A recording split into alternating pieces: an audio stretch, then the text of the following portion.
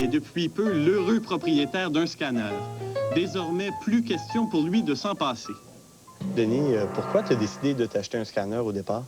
L'achat d'un scanner devenait une nécessité parce que je projetais de faire un site sur Internet et puis je me devais de numériser des images. Ça devenait un must, si je peux dire. J'ai découvert que je pouvais faire des photocopies, je pouvais envoyer des fax, malgré que je le savais au départ. Je peux faire aussi de la reconnaissance optique de caractère. Je peux faire plein d'affaires. Essentiellement, un scanner prend une photo du texte ou de l'image que vous voulez transférer dans votre ordinateur et la numérise, c'est-à-dire qu'il la traduit en un langage compréhensible pour l'ordinateur. Ce que vous avez alors, c'est une image graphique de ce que vous avez mis dans le scanner. Avant de décider d'acheter ou non un scanner, il faut connaître les principaux types d'appareils que l'on trouve sur le marché. Il y en a 3 grandes catégories. D'abord, les scanners à main, comme le Scanman Color de Logitech. Ils ressemblent à une grosse souris que l'on promène sur le texte ou la photo que l'on veut numériser.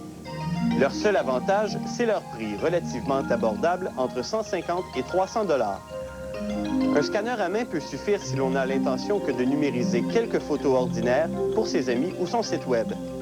Mais si l'on a de grandes images ou encore du texte à numériser, ces limites deviennent vite agaçantes puisqu'il faut rabouter les parties de texte ou d'images que l'on a scannées.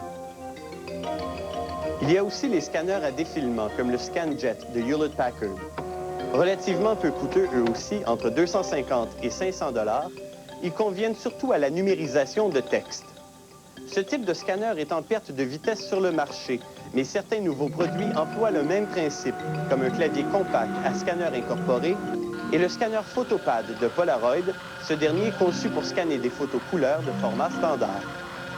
Enfin, dans le haut de gamme, il y a les scanners à plat, qui ressemblent un peu à un petit photocopieur et qui fonctionnent à peu près de la même manière. Pourquoi tu as décidé d'acheter un scanner à plat comme celui-là? Essentiellement, c'est parce que je voulais scanner des livres, des livres qui sont volumineux, et puis arracher une page du livre, c'est quelque chose qui se fait pas. Avec un scanner à plat, je peux ouvrir le livre et puis, comme une photocopieuse, je peux scanner la page que je veux bien. Je peux scanner aussi des objets en 3 dimensions. Le couvercle s'enlève, c'est très pratique. La qualité de numérisation est généralement plus élevée qu'avec un scanner à main, ne serait-ce que parce qu'il est plus stable. Il offre aussi généralement plus de fonctions que les autres scanners, ce qui le rend plus flexible, mais aussi un peu plus compliqué à utiliser. Enfin, les scanners à plat sont plus coûteux que les autres types de scanners, mais pas tant que ça. On en trouve d'excellente qualité, comme le SnapScan d'Agfa, pour moins de 500 $, logiciel compris. Car il ne faut pas oublier les logiciels.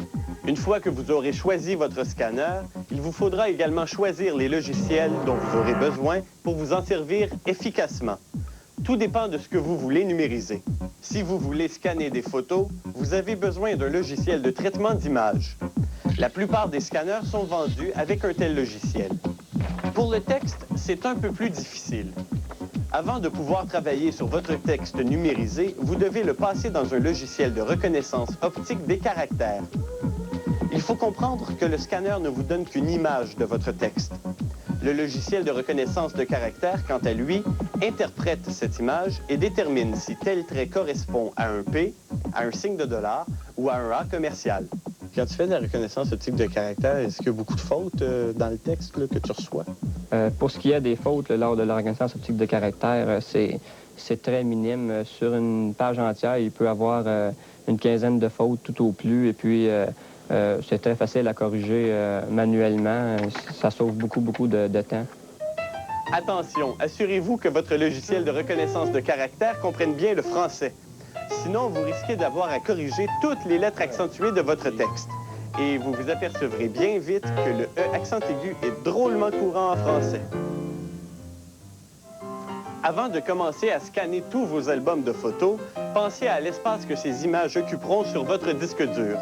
Ainsi, un seul film de 36 poses, numérisé à haute résolution, peut facilement prendre jusqu'à 100 MB, soit l'équivalent de plus de 70 disquettes.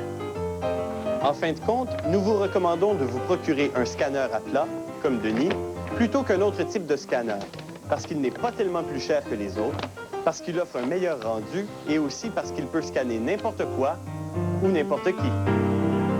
Après la pause, comment trouver votre information sur